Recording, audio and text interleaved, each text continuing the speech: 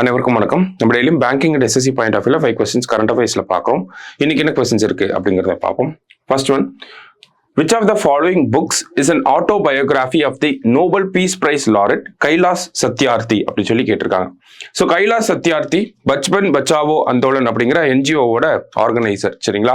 அது மட்டும் இல்லாமல் 2014 இவங்களும் மலாலாவுக்கும் சேர்ந்து மலாலா யூசுப்சாய் பாகிஸ்தானை சேர்ந்து மலாலா யூசுப்சாய்க்கும் நோபல் பிரைஸ் அப்படிங்கிறத பீஸ் நோபல் பிரைஸ் அப்படிங்கிறத கொடுத்துருப்பாங்க. ஸோ அவரோட ஆட்டோபயோகிராஃபி பேர் என்ன அப்படின்னு கேட்டிருக்காங்க. தியால்ஸ்லாய் அப்படிங்கிற இதுதான் அவரோட ஆட்டோபயோகிராஃபியோட பேர், சரிங்களா? அடுத்தது, India is set to surpass the United States in scientific publications by which year அப்படின்னு சொல்லி கேட்டிருக்காங்க. ஸோ யூஎஸை விட அதிகமான சயின்டிபிக் பப்ளிகேஷன்ஸ் இந்தியாவில் வரப்போகுது எந்த இயர்ல அப்படின்னு பார்த்தோம்னா 2029 நம்ம யூஎஸை பீட் பண்ணுவோம் அப்படிங்கிறத சொல்லியிருக்காங்க, சரியா? அடுத்தது, Exercise dessert Hunt recently seen in news is what அப்படின்னு சொல்லி கேட்டிருக்காங்க. ஸோ எக்ஸசைஸ் டெசர்ட் ஹண்ட் அப்படின்னு பார்த்தீங்கன்னா இது வந்து tri service special forces exercise அப்படின்னு சொல்லி கொடுத்துருப்பாங்க, சரியா?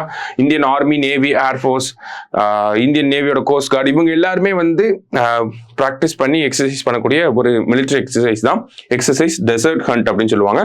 So tri service special forces exercise அப்படிங்கிறதா கரெக்ட் ஆன்சர். அடுத்தது, which is the 10,000th farmer producer organization to be formed in India under the central government's formation and promotion of 10,000 farmer producer organizations scheme அப்படின்னு சொல்லி கேட்டிருக்காங்க.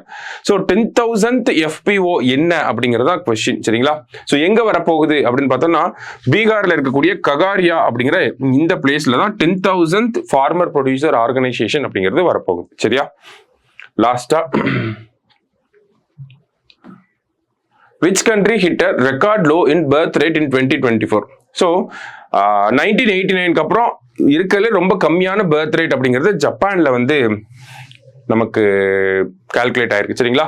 So ஜப்பானோட birth இந்த year 2024 பார்த்தோம்னா வெறும் 7 லட்சம் குழந்தைகள் மட்டும் தான் பிறந்திருக்கு. இது ரொம்பவே கம்மி.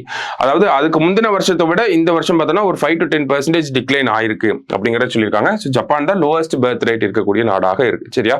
ஸோ இன்னைக்கு 5 கொஸ்டின்ஸ் பார்த்துருக்கோம். தேங்க்யூ.